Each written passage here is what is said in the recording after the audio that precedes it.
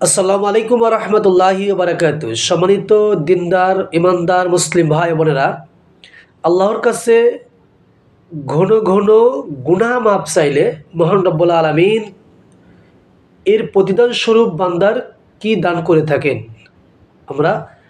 আসুন আমরা উক্ত হাদিসের মাধ্যমে জেনে নেব ইনশাআল্লাহ। তো আসুন হাদিসটা শুনি। আন আব্দুল্লাহ ইবনে আব্বাস রাদিয়াল্লাহু আনহুমা ক্বালা রাসূলুল্লাহি সাল্লাল্লাহু আলাইহি ওয়াসাল্লাম মান লাজিমাল ইস্তিগফার জাআলাল্লাহু লাহু মিন কুল্লি হামিন ফারজান ওয়া মিন কুল্লি যায়কিন মাখরাজা ওয়া রাযাকাহু মিন হাইসু লা ইহতাসিব। হাদিসটার অর্থ হচ্ছে, হযরত আব্দুল্লাহ ইবনে আব্বাস রাদিয়াল্লাহু আনহুমা থেকে বর্ণিত, রাসূল সাল্লাল্লাহু আলাইহি ওয়াসাল্লাম বলেছেন, যে ব্যক্তি ঘন ঘন গুনাহ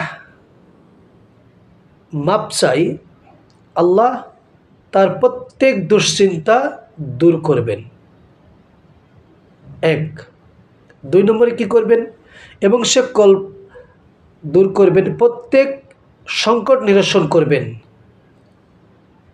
দুই, তিন নম্বরে, এবং সে কল্পনাও করতে পারবে না এমন উপায়ে তাকে জীবিকা দান করবেন আল্লাহ।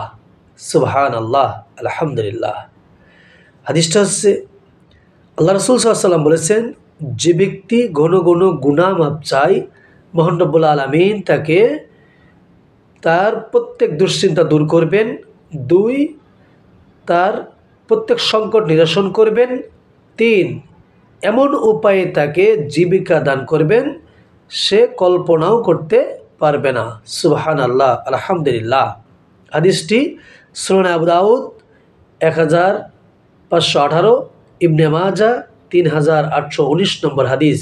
মহান রব্বুল আলামিন আমাদেরকে ঘন ঘন গুনাহ মাপ চাওয়ার সুযোগ করে দিন, যাতে আমরা সর্বাবস্থায় আল্লাহর কাছে ইস্তেগফার করতে পারি, গুনাহ মাপ চাইতে পারি। আল্লাহ আমাদেরকে এই হাদিসের উপর আমল করার তৌফিক দান করুন, আমিন। আসসালামু আলাইকুম ওয়া রাহমাতুল্লাহি ওয়া বারাকাতুহু।